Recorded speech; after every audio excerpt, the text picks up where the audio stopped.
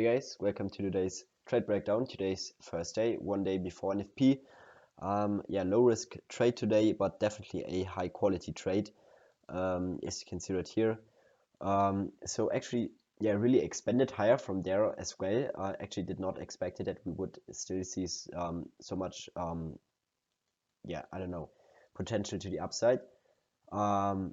But yeah, that's the trade I took today. So let's basically break this down and also maybe go over what we could have done a bit different or better. So as you can see already right here, still trading at all-time highs, really just expanding higher and higher. Insane. I don't know if we will ever see I don't know, like a retracement, higher time frame retracement. We were stuck so long in consolidation, yet I don't know. To me, that's also not really looking like a, I don't know, good retracement lower. Definitely swept says liquidity down here, but to me, the high time frame is really overpriced. So, but yeah, we do not want to predict the top, even if it looks like we are chasing price completely. We cannot predict a top. We still have to trade align with the higher time frame, and that's what we did. So that's our hourly chart. I don't know. I think it's already indicating that we have a more, I would say, difficult day because we have just really low volume. As I now mentioned before, tomorrow is NFP, so high impact news. Therefore, first day we really want to be cautious. Definitely can be a day where we only engineer liquidity, and therefore definitely do not see a expansion on the higher time frame. Today that was, as you see right now, not the case. I think that's due to the fact that we are still trading at all-time highs and just really are in a strong bullish trend. But in that case, we want to target like a more, just have a lower risk to reward, target low-hanging fruits, and be basically content with that. So right here, you can already see the 50-minute chart actually. So opening prices, midnight opening price down here, as you can see it here, really interesting because we did not really trade below it. So really bullish. We are staying basically also above our new day opening gap right here with Asia lows. But what we did is we sweep London lows. Therefore, we are also not really in completely trending conditions, because for that we want to see that London lows stay basically intact, or I don't know. Right here we have basically more high resistance. We are consolidating, and then with 930 we are just rallying higher. So as I also mentioned once or twice before, in really strong bullish trends on the higher time frame, we are either consolidating or just expanding higher. And it's not always easy to find the right entry, but when you found it, basically, then you're most of the time able to hold for really huge expansions. Today I did not hold for anything higher because just due to the fact that we have the day before NFP. And also right here on the 5-minute chart, you can already see a really high resistance before the opening. There was not really a clear structure. Still, the trend was really clear. So now let's go over it. So maybe let's move this away. So right here you can already see what I like is London highs, obviously, and I marked our daily buy liquidity right here. That's really important also in regular trading hours. I will go to that in a second, but right here equal buy liquidity as well, New York open kill zone buy liquidity, and right here 930 open up, basically already scrapped both liquidity pools right here, and from there we only have high resistance. To me, that's nothing I want to trade. So as always, if you have like high resistance higher, there's no market maker buy model right here completely being in play. So obviously we swept already London lows. The market maker buy model should be in play right here. We do not want to see that we take out the low right here. But that's just too high resistance. That's trendline liquidity right here as well. So there's no clear structure. We need to wait to see a manipulation to the downside, like something like that we saw right here, in order to sweep engineered liquidity, engineered access liquidity, and then we can look for longs. That's perfectly what we did. We were really staying patient. So right here we trade lower, so not really displacing lower, but definitely big down close candle. That's what we want to see. That's manipulation to the downside. And what I really like to see is that we created SMT as well with ES. So we have basically now also a smart money reversal being in play right here. Therefore, we do not want to see that we take out new open kill zones as liquidity. So I really like that we stop right here. We have this huge down close candle right here with the huge victory upside. That was something I was looking at, how we tried it basically there. So therefore, I really like how we closed above it, came down, reacted to CE, and from there really traded higher. So I knew, okay, we are definitely bullish. A bit a late entry right here, I have to admit. Could have been right here with closing above the 930 opening price. Was a bit late. Lately, we have just a really, I don't know, quick or high volatile conditions. Therefore, it's not really easy to enter by market always. But yeah, I'm content with that. So went break even above the high right here. Obviously, I took one partial right here, and yeah, I was aiming for London highs, but I could have also seen the possibility that we are going to see a more aggressive retracement.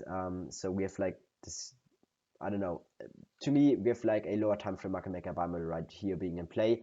And to me, the daily buy sell liquidity right here is external buy sell liquidity, even if we did sweep it already. But why is it really important to me? That's due to the fact that we have to take a look on regular trading hours. So right here you can already see we have a new range gap of 40 handles, and now there are some there are really some keys for higher prices right here, some insights. So we scrapped not only AM session liquidity right here. What we also did is we traded back to CE, so that's what we expect obviously.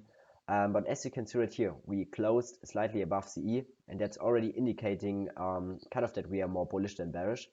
I really like that we came down and basically swapped the liquidity right here from AM. So that's the engineered liquidity. Why? Because we did no damage on regular trading hours. So this is basically something that is not really as important. I refer more to the liquidity right here. And that's the low.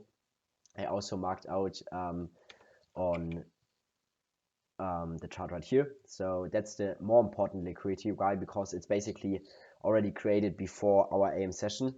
Therefore, that's to me right here engineered sales liquidity. We scrapped sales liquidity, and that's the low I want to see to be basically in play. I don't want to see that we are going to trade any lower. Why? Because I still want to see that the SMT with the new open kill zone sales liquidity basically stays intact, and from there I'm going to see that we trade higher. So why is the buy sell liquidity right here so important, the daily buy sell liquidity? Because as you can see right here, that's where we closed on Wednesday. That's the daily buy sell liquidity, and now I switch back to electronic trading hours.